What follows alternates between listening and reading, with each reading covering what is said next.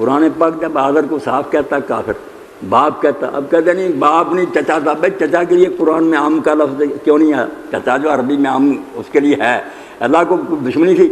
اتنی بار آیا لے ابھی ہے ابا سے، خدا خود نہیں عربی جانتا، یہ ہمیں بیوقوف بنانا چاہتا، ہدایت کی بجائے مما اتارا، کچھ نہیں، حاضر کافر باپ ہی تھا اور وہ چچا کوئی نہیں تھا۔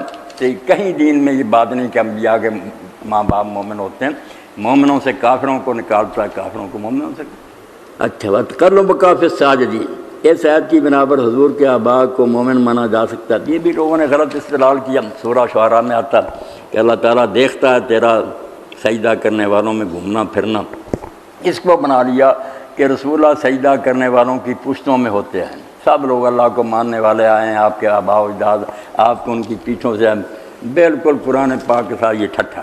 اللہ تعالیٰ وہاں فرماتا ہے الذی یراک حین تقوم، اللہ تعالیٰ اس وقت بھی آپ کو دیکھتا ہے جب آپ تہجد کے لیے اٹھتے ہیں، دنیا سوئی ہوتی ہے آپ تہجد کے لیے اٹھتے ہیں، بس کر لو بکافِ ساجدین، اور اللہ تعالیٰ اس وقت بھی آپ کو دیکھ رہا ہوتا ہے جب آپ سجدہ کرنے والوں میں گھومتے پھرتے۔ صحابہ جو اٹھ کر تہجد پڑھتے تھے نا، حضور ان کی طرف بھی پھرتے تھے کہ کوئی سویا ہوا تو نہیں، اٹھاتے تھے کہ تہجد کی نماز پڑھو۔